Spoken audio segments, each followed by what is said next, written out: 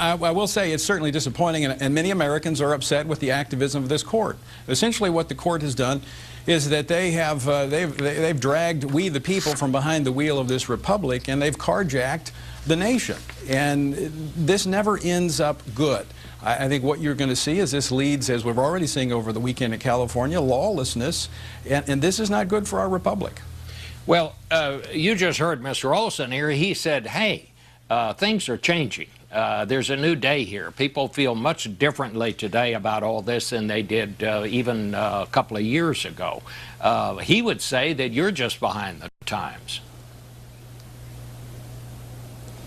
Well, you know, just last year, another state voted to put marriage as the union of a man and woman into their state constitution. The whole time this has been unfolding, in the last 10 years, we've had over 30 states vote on this.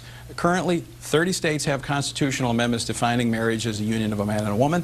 Another 8 states define it in their statutes. So the real poll that counts here is not, because Bob, you know this, you can get the results based upon the question you ask. The real poll is what people do when they go to the polls and vote on this. And still, almost every time they vote for the natural definition of marriage of a man and a woman. So what do you do next? What is your next move in this? Because clearly you think this fight is still to be fought, that it's not over. Well, I think you're right, Bob, because there was a silver lining in this. As I said, those that were challenging Prop 8 did not go simply to see the court punt. They wanted to see that case used to impose same-sex marriage on the entire nation, and they failed in that. That buys a little time, I think, because I think Americans will begin to see that with same-sex marriage does not come a hope chest. Rather, it's a Pandora's box. What we'll see is the loss of religious freedom, the loss of parental rights. I mean, we're going to see parents who pay taxes to send their kids to school. Those schools are going to start teaching those children values that are in contrast with the parents. We're already seeing bakers and florists and photographers forced to participate in same-sex marriages under the threat of law, and in some cases even jail. I can't think of anything that's more un-American than that. So I think as Americans see that there's a lot more to same-sex marriage than simply two people who love each other, that they'll have time to reconsider this and decide whether or not we want to trade fundamental freedoms of speech and religion for the right of two people who love each other, which they can do now. They can live together, but can they redefine marriage in the rest of society with it? How is it that bakers and florists are being forced to participate in this? I'm not sure I understand what you're saying here.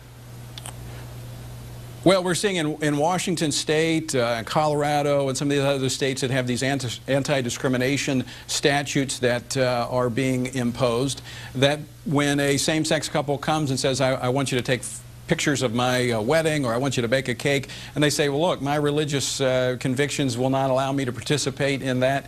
They're literally being sued by the government, not the individuals. And they've even been adjudicated in such places as New Mexico. So we're going to see a loss of religious freedom. There is no question about it. It's already happening. How many lawsuits have been filed on that? Because I must say, this is under my radar. I haven't heard this. Well, you know, Bob, that's a great point, because the media is not reporting on this, because they realize there's a lot more behind this than the marriage altar. It's literally about altering the landscape of America. There are a number of suits. I mean, just a few weeks ago in Colorado, one was filed.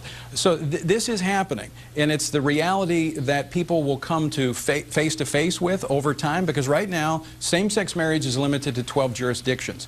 And as more people see that their freedoms, the freedoms of parents to determine what their children are taught, to be able to live your life according to your faith, that all of that's at risk here, I think people will say, wait a minute, that's not, I gave a nod of affirmation, but not to that. And so I do think there's going to be time to rethink this. What